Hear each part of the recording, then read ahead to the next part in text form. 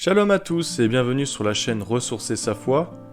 Aujourd'hui, nous allons nous arrêter sur des éléments qui sont rarement pris en compte lors de la lecture de la Bible, ce que l'on nomme les hébraïsmes ou les idiomes hébraïques.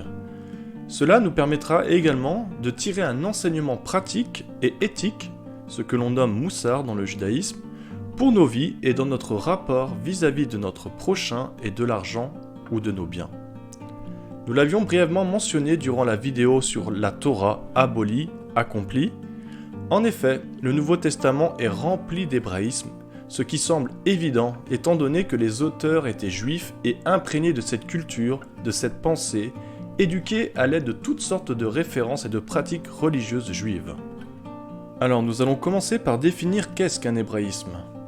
Un hébraïsme, c'est une tournure de phrase ou une expression qui est propre à la langue hébraïque.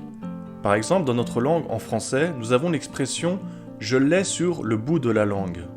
C'est une expression qui signifie que la personne ne trouve plus un mot, une expression ou une information, mais par contre elle est sûre de la connaître et elle est sur le point de la trouver.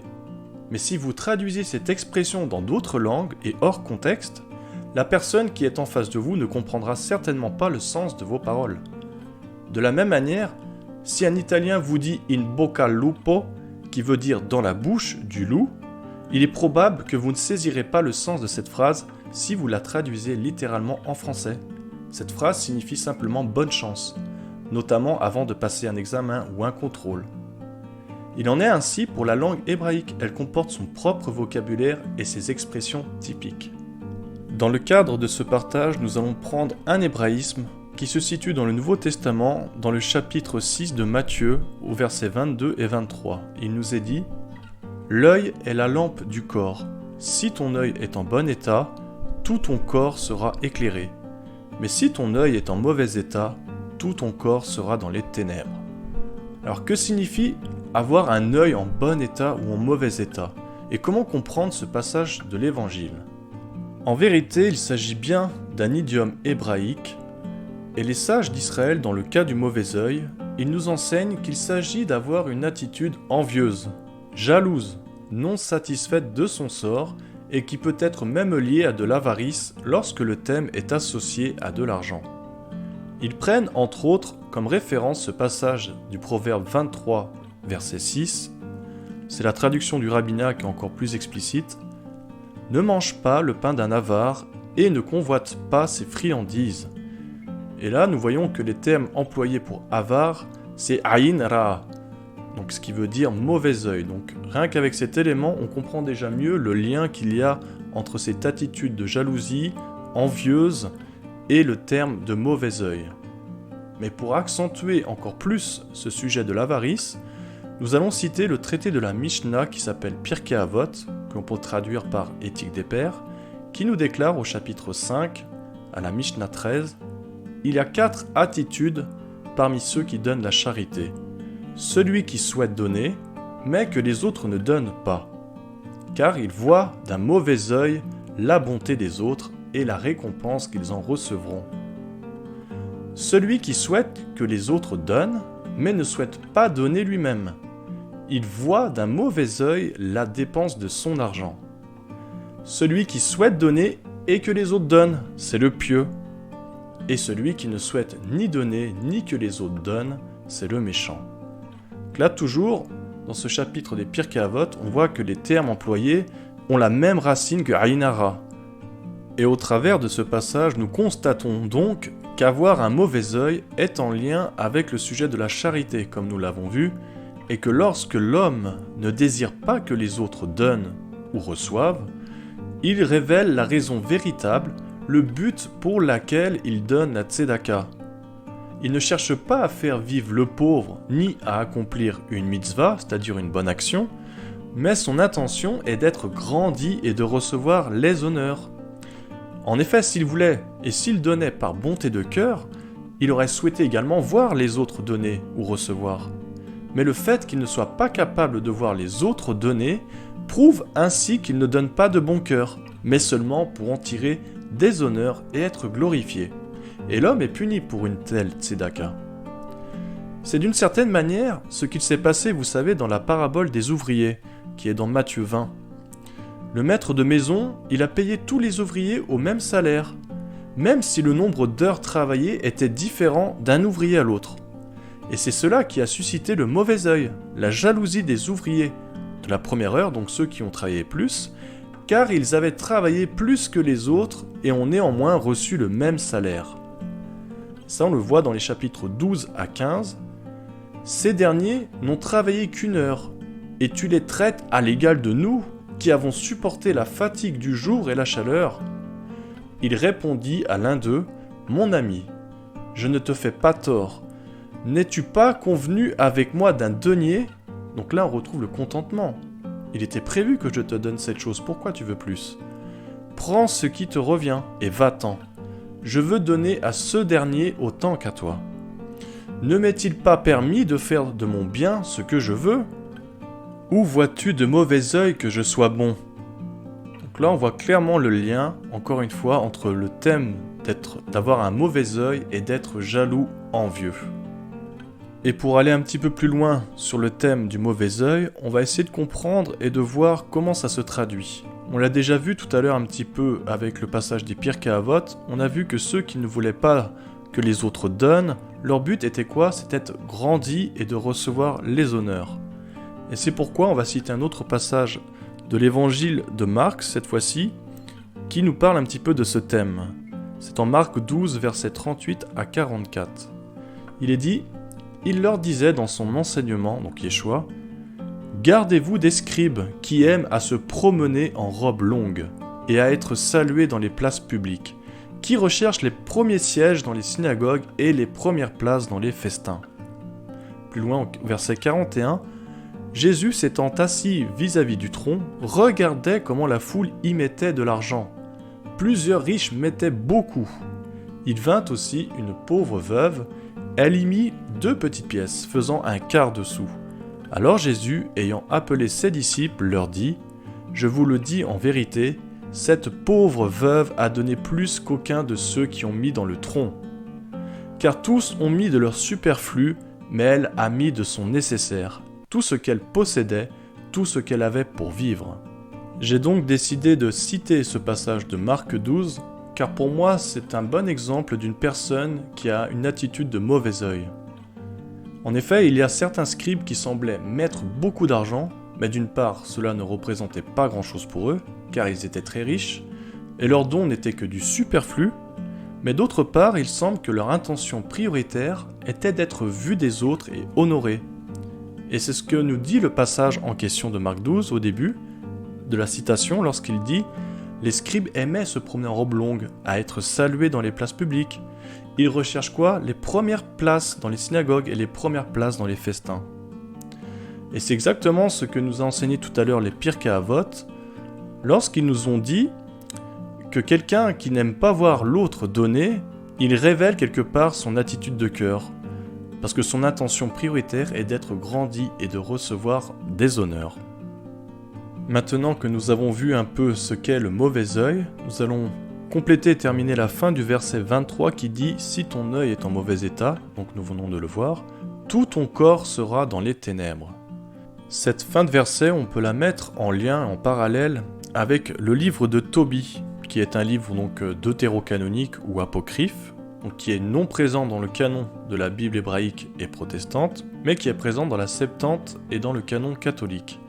Mais on va le prendre et on va le citer parce que je trouve qu'il est vraiment intéressant et qui va encore renforcer ce que nous avons vu et qui va nous aider aussi à mieux comprendre cet aspect de la tzedaka, de la charité. Alors, c'est le passage de Tobie au chapitre 4, versets 7 à 10. « Fais l'aumône avec les biens qui t'appartiennent. Ne détourne ton visage d'aucun pauvre, et le visage de Dieu ne se détournera pas de toi. Mon fils, agis suivant ce que tu as. Si tu es dans l'abondance, donne davantage. Mais si tu as peu, donne selon le peu que tu as. Quand tu fais l'aumône, mon fils, n'aie aucun doute. Tu te constitues un beau trésor pour les jours de détresse, car l'aumône délivre de la mort et empêche d'aller dans les ténèbres. » Donc je trouvais intéressant ce passage du livre de Tobie, parce qu'il s'harmonise bien avec le sujet de notre étude. Et il relève le fait important de 1.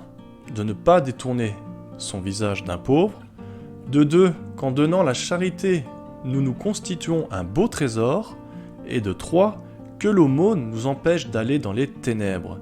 Et ces 3 points, nous retrouvons tous ces sujets dans Matthieu 6, 19 à 24. Et d'ailleurs, un peu plus loin dans ce même livre, j'ouvre une petite parenthèse, toujours dans le livre de Tobie au chapitre 12, verset 9, il enseigne et confirme un principe biblique que les sages d'Israël nous enseignent, c'est celui qui affirme que la tzedaka, la charité, sauve de la mort. Il nous est dit, donc Tobie 12, 9, l'aumône délivre de la mort et purifie de tout péché. Ceux qui font l'aumône seront rassasiés de vie. C'est le même principe qui est expliqué et commenté dans le Proverbe 11.4 lorsqu'il est dit « Au jour de la colère, la richesse ne sert à rien, mais la justice, donc la tzedaka, délivre de la mort. » Donc nous voyons bien que même dans les livres classés comme apocryphes ou deutérocanoniques, on voit qu'il y a quand même de très bons enseignements et qu'il ne faut pas tout rejeter, mais qu'il faut vraiment trier et discerner ce qui est bon à retenir. Donc je ferme ici cette petite parenthèse. Alors, nous avons vu le mauvais œil, nous allons maintenant voir le bon œil.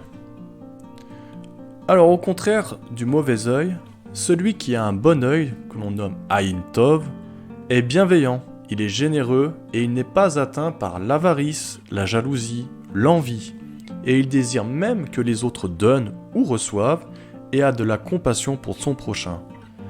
Et cela prouve qu'il donne par générosité et non pour être glorifié, donc comme on l'a vu l'attitude.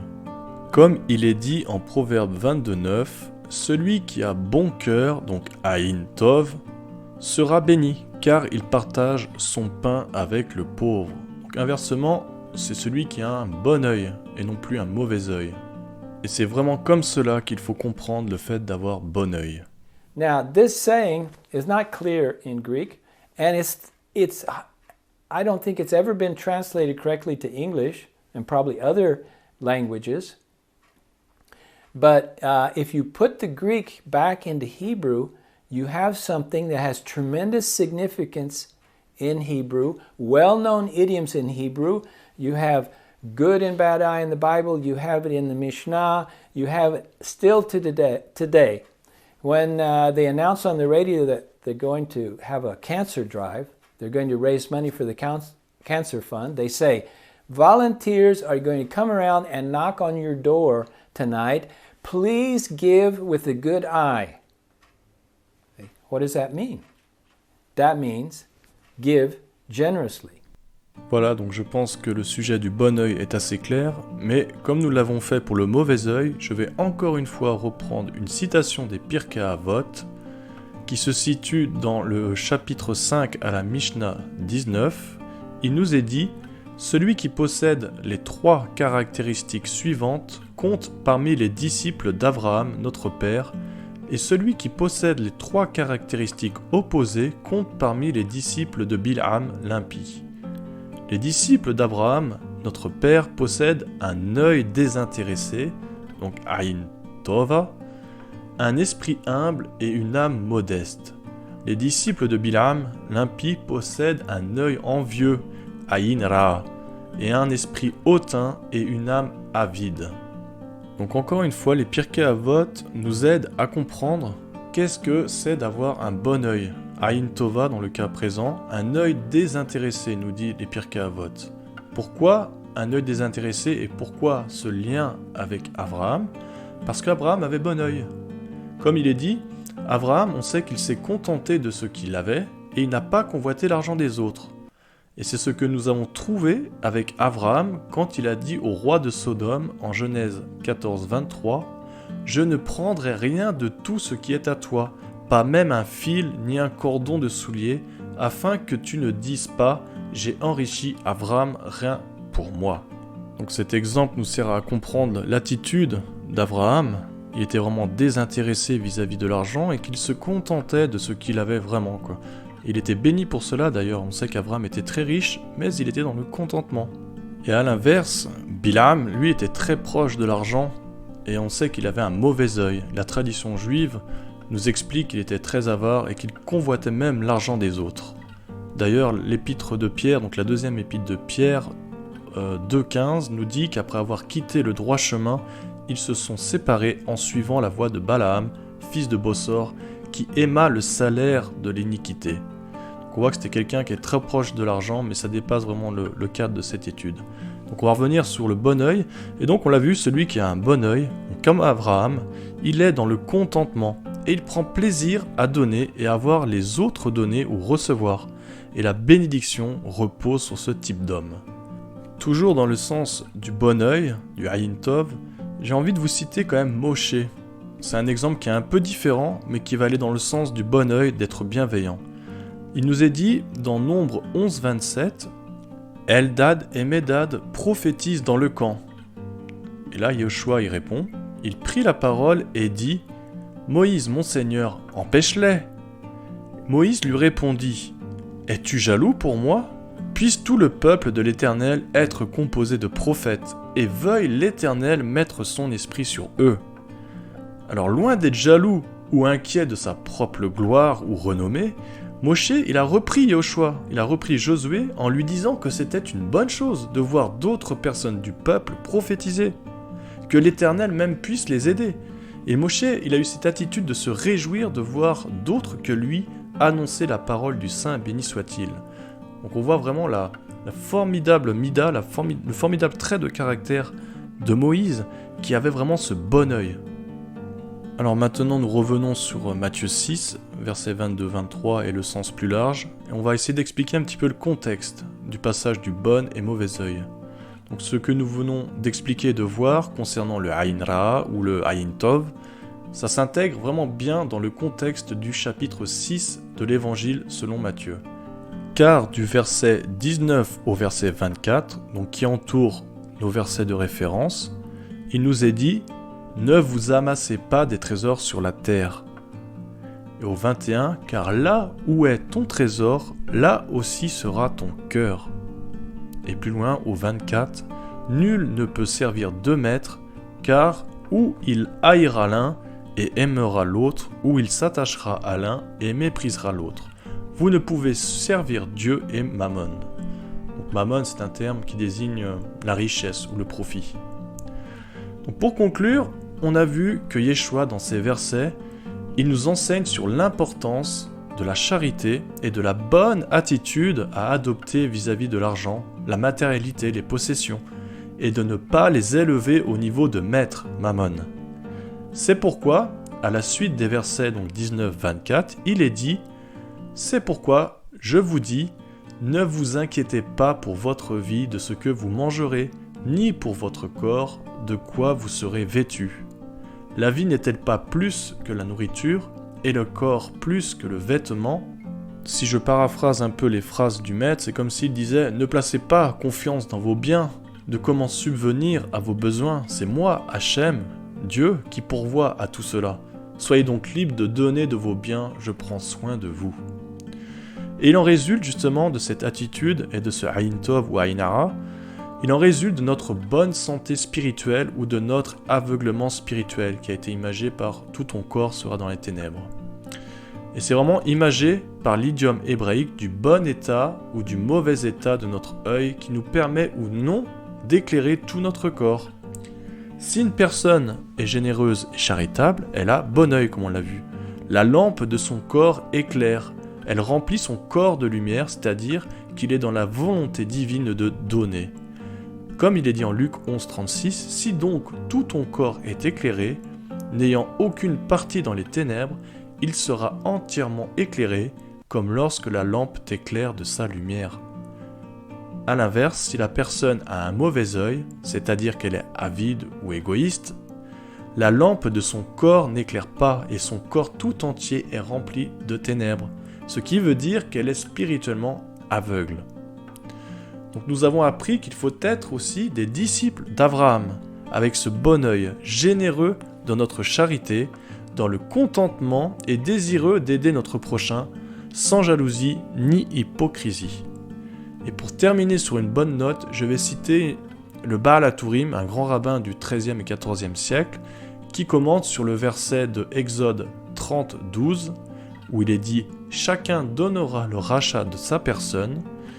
Le Rav, il nous dit que le terme « venatnu », qui est traduit ici par « donnera », il se lit identiquement de droite à gauche et de gauche à droite, pour souligner que tout ce que l'homme donne à la tzedaka, donc à la charité, lui sera restitué et qu'il ne perdra absolument rien.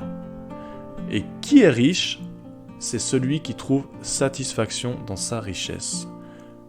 Et voilà, je vais donc m'arrêter ici pour le petit partage. J'espère que vous aurez été édifiés, que vous aurez appris encore des choses, que vous aurez peut-être un autre œil, sans jeu de mots, sur ce que signifie avoir un bon œil et un mauvais œil.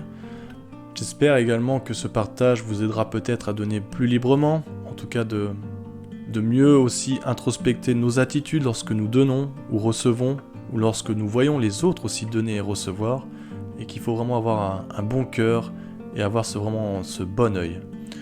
Pour rappel, vous pouvez également soutenir notre ministère. Si le cœur vous en dit, vous pouvez nous verser un don via PayPal, ou même nous laisser des commentaires, ou partager nos vidéos, ce qui sera aussi quelque chose qui va faire grandir la chaîne, et ce qui nous fortifie également beaucoup. Et je vous encourage également à soutenir d'autres ministères, ceux qui annoncent la Torah d'Hachem, la Torah de Dieu, c'est très important, mais également les nécessiteux, il ne faut pas les oublier, mais également ceux qui résident et ceux qui vivent en Eretz Israël, en terre d'Israël, pour les aider à subvenir à tous leurs besoins. Ce sera un grand acte de bonté et de charité que vous pourrez faire. Alors voilà les amis, je vous souhaite d'ores et déjà rendez-vous pour une prochaine vidéo ou un prochain partage. Shalom.